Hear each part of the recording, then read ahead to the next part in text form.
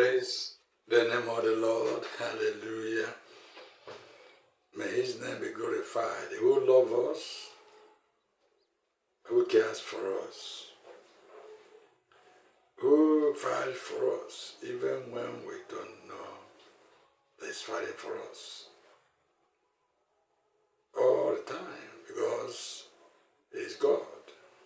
He is God of justice, equity, and fairness. He is infallible God. He is God that hates oppression, suppression, subjugation, and slavery. God is not a man. Praise the Lord. I want to thank him for his mercy upon our lives. Blessed be your name, O Lord, in Jesus' name. I want to thank the Lord for you all, my friends, my partners and lovers out there as you join me today in the analysis.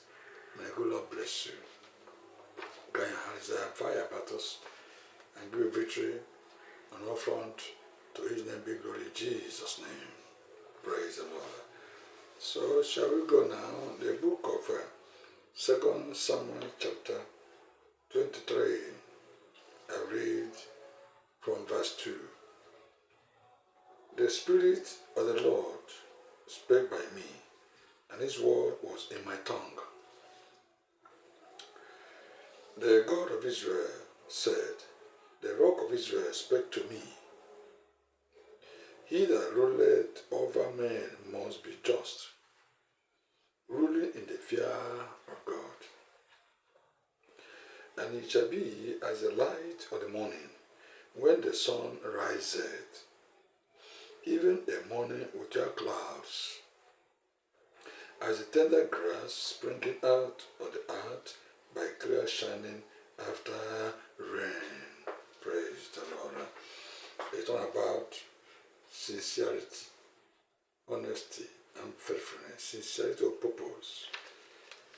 When people find themselves in a position of authority, in the corridors of power, they should exercise that office with sincerity of heart, sincerity of purpose, with faithfulness, with a fear of God.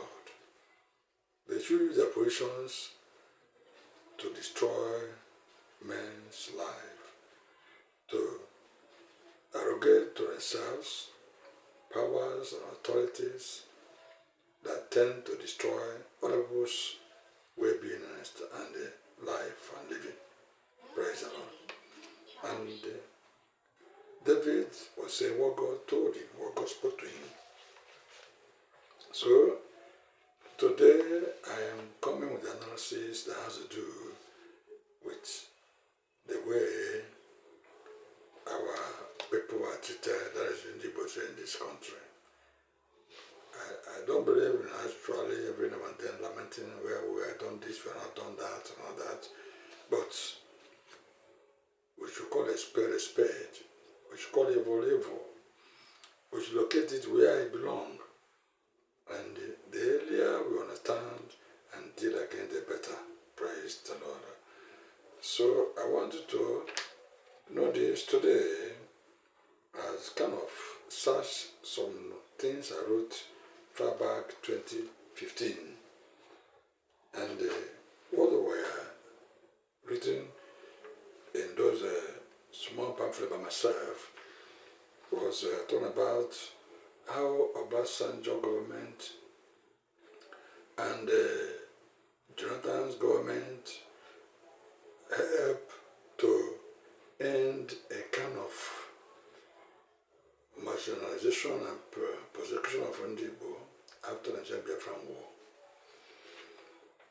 It was during about that time that Mike Okiro became the Inspector General of Police. It was Jonathan's time, Jonathan's administration, that Azubuike Hijika became the Chief of Army Staff for the first time after the Nigerian Biafran War. It was the same administration of Jonathan that Ogbonnoya Onovo became Inspector General of Police. So, and all the gain that was made in that PDP government of Obasanjo and Jonathan for the good of all fact, as by the administration of Obasanjo and Jonathan, in fact, majority of Igbo people, ndị Igbo have begun to have feel sense of belonging. But the whole thing was tumbled by Buhari and the APC when they came into power in 2015. And they returned the Igbo to the status of being persecuted, or people that are being persecuted. And it's not good. It's not good. You don't build country exclusively to some certain people, and to certain people you shut them out. Every nation that wants to make progress in life must build all-inclusive government, must be all-inclusive government and administration, that every citizens, what is due to them, all will enjoy it. They will want to make sure their country works for every citizen that's supposed to be citizen of that country. I want to live in a country where if I want to go to the moon, you will support me, encourage me, either morally or financially or otherwise, and not to pull me down, not to treat me, exclude me because of where I come from, or be a barrier and a stone block on my way. Nigeria should be built to be all-inclusive, because you can never, is a nation that don't know its word, that will maltreat, persecute, and egalitarian people like Ndibo, mobile people like Ndibo, ubiquitous people like Ndibo. These are people that make things happen. They don't treat a race, a people like Igbo people with as if they are nothing, when you know the value of this people. The agitation for nnakwe came as a result of the way his people were maltreated.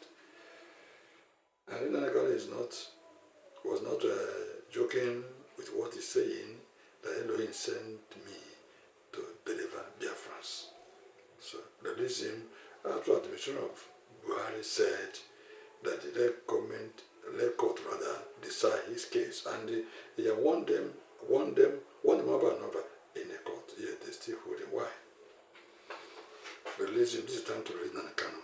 All the people that are campaigning, that are organizing and mobilizing for that protest for nnakwe release is very, very important. It's very good. Every meaningful people, where many people will support it. Praise the Lord. So let him be released, so that he will be free. He doesn't not die in the custody. It's not a good thing. Praise the Lord. So, in this country, the federal government of Nigeria should stop helping to heighten insecurity in our land by releasing nnakwe. It's very important. Praise the Lord. So I want you to join me next time. May God bless you. Thank you for watching.